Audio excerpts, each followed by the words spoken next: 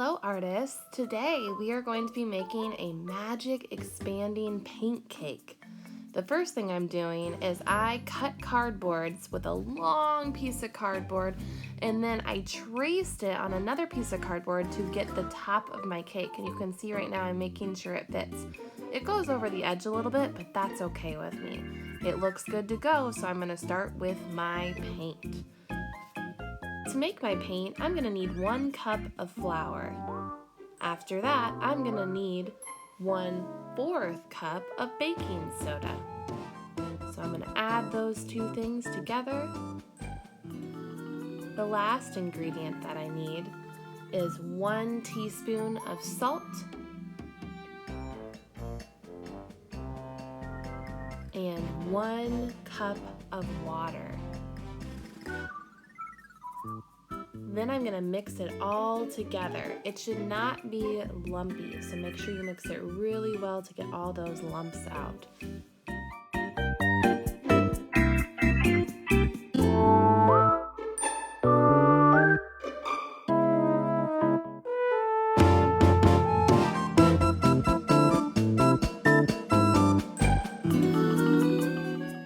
When I'm finished mixing, I'm going to take as many baggies as I need for different colors. For my colors, I picked 7 different baggies so that I could have 7 different colors. I scooped 3 to 4 scoops into each baggie just using a regular spoon. So just divide it up however you want. If you want more purple, put a few more scoops of it in.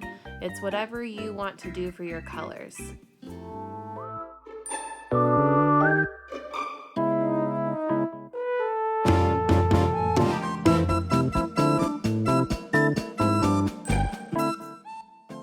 Once I finished putting the paint mixture in the Ziploc bags, I started to add color.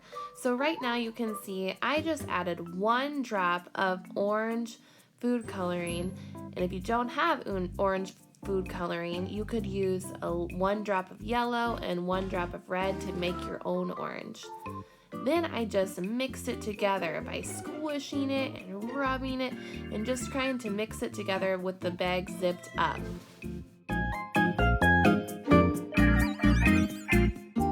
So here I am repeating the process of adding 1 drop of food coloring, this time yellow, to create my next color in my new Ziploc baggie. When I finished mixing my colors, and remember I did 7, you can do as many as you want, but once I finished mixing all my colors together, I cut just a corner off my Ziploc baggie, and then I was able to squeeze out my paint onto my cardboard. This is the part where you can get really creative. So you could do patterns or lines. My son was helping me, so we just had a fun time just scribbling the colors wherever he wanted. I was trying to make some dots, but then he starts to get involved here again, and we just had so much fun just making it kind of look like a splattered cake. Have fun and do whatever you would like to do with your paint. It's your cake and your project. Do what you would like with it.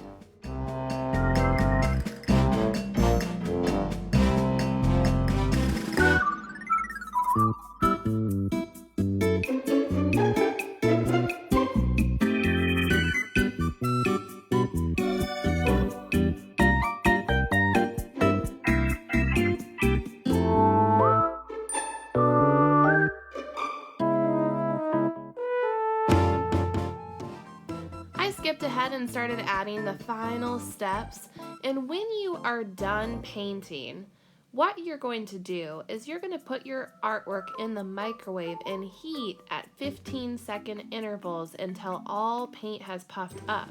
Keep in mind that the microwave can create steam pockets in the paint, so handle cooked art with care.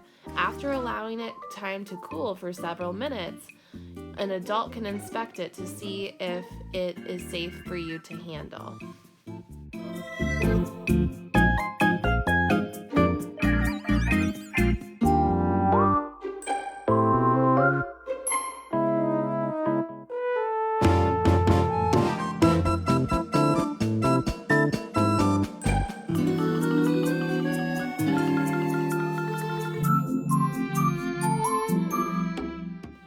When mine came out of the microwave. It was like Christmas morning. It was so exciting and the paint looked so cool. I did have to microwave it a few times though, because on the parts where there was thicker paint, it took a couple times. And you know what? It still didn't dry completely, but it puffed up. So if it wasn't completely dry and wasn't running, I still put my cake together. And how I did that is I used hot glue, and if you have that available with a parent or an older sibling, go ahead and use that. If you don't, Elmer's glue works too. You just have to hold it longer so that the glue can dry, because it doesn't dry quickly like hot glue does. So it's whatever you have available. So as I was talking about the microwave, I am cutting out flames for my cake to make it kind of like a birthday cake. I like to have candles on my cakes. So if you want to do this part, all I did was I took a piece of paper and I drew 10 little flame shapes, and then I colored them in with a yellow marker. After that, what I'm doing is I'm using pipe cleaners, and I'm cutting the pipe cleaners in half, and then I'm going to glue my flames to the pipe cleaners using just Elmer's glue.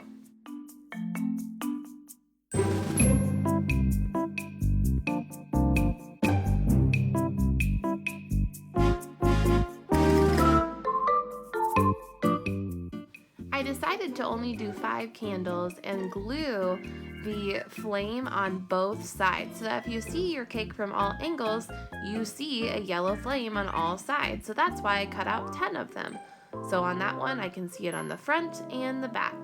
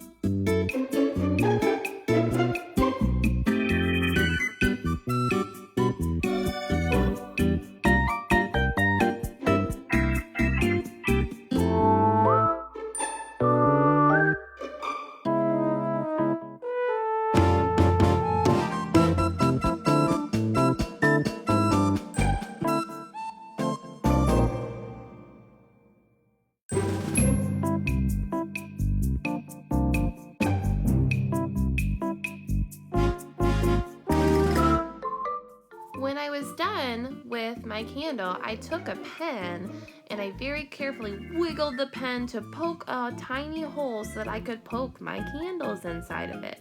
Because I had 5 candles, I decided to put 1 candle right in the middle and the other 4 on the outside to keep it symmetrical.